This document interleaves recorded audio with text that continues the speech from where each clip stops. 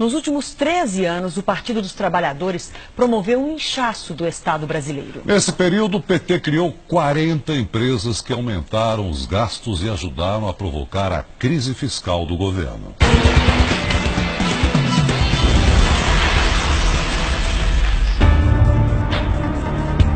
Governar é abrir empresas. Este bem que poderia ser o lema do PT no poder. Em 13 anos, Lula e Dilma criaram 40 novas estatais no Brasil. De seguradora a empresa de logística, de laboratório de biotecnologia a canal de televisão. Se funcionassem como empresas privadas, que dependem apenas do próprio caixa para sobreviver, muitas delas já teriam fechado as portas, pois operam no vermelho desde que entraram em operação. É o caso da Sete Brasil, a empresa criada para produzir navios para a Petrobras, que acumula prejuízo de 26 bilhões de reais.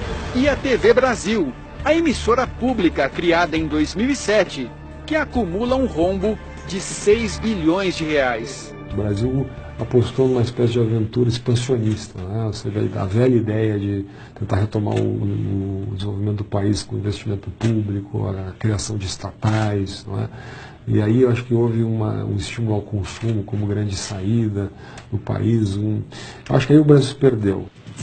O problema não é apenas a viabilidade financeira das novas empresas. Para uma estatal funcionar, é preciso gente para trabalhar. O número de funcionários das empresas públicas federais cresceu de 35 mil em 2002 para 67 mil este ano. É quase o dobro. O gasto com salários no mesmo período subiu de 1,5 bilhão de reais para 7,5 bilhões. O inchaço da máquina se estendeu ao Poder Executivo Federal. O total de servidores no país saltou de 810 mil em 2002 para mais de 1 milhão no ano passado. Entre concursados e cargos de indicação política, o PT criou, em média, 20 mil vagas por ano. Haja imposto para sustentar uma estrutura tão grande. Mas isso tudo acabou, acho que, eclodindo a crise em 2013 em diante, quando a crise econômica fez com que o PIB caísse, não é? E com isso o nosso déficit fiscal explodisse.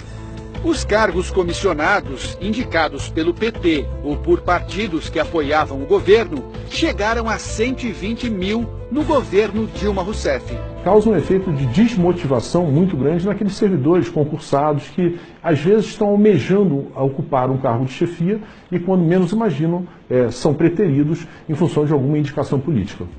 O crescimento da estrutura burocrática é um dos fatores que levaram ao descontrole dos gastos públicos e, consequentemente, à inflação. Sem ter de onde tirar mais dinheiro para sustentar a máquina, a aventura expansionista jogou o país na recessão. Num governo sem projeto, né, o que sobra é a cooptação, pura e simples, né? Agências reguladoras, estatais, e assim por diante. Isso foi muito negativo, é um dado muito negativo dessa experiência. Para piorar o quadro, os indicadores negativos da área econômica pegaram o governo Dilma Rousseff num momento de fragilidade, por conta do maior escândalo de corrupção da história do país. Os crimes cometidos na Petrobras e em outras estatais não têm digitais apenas do PT, mas de vários partidos políticos. No entanto, a crise veio à tona após 13 anos do partido no poder, o que leva a crer que o PT teve papel de destaque no escândalo agora revelado. Seria o discurso da honestidade apenas demagogia para alcançar o poder? Eu acreditava naquilo. Quando eu deixei de acreditar, falei, peraí, eu estou fora disso. Né? Não me confunda. E paguei o preço que tinha que pagar. Paulo de Tarso foi líder estudantil, guerrilheiro e petista. Nos anos 90, se decepcionou com o partido que ajudou a fundar. Na época, era secretário de Finanças em uma prefeitura petista no interior de São Paulo. Descobriu que havia um esquema de favorecimento em licitações para a empresa de consultoria do advogado Roberto Teixeira, amigo de Lula. Eu fiz tudo que tinha que ser feito. Fiquei durante 4 anos tentando levar a discussão do que eu tinha apurado, as provas que eu tinha, para que o partido discutisse. E eu só resolvi, em determinado momento, torná-las públicas, essas provas todas, porque eu não queria ser cúmplice. O caso se transformou no primeiro escândalo de corrupção no PT. Expulso do partido, Paulo pagou um preço alto pela coragem de denunciar.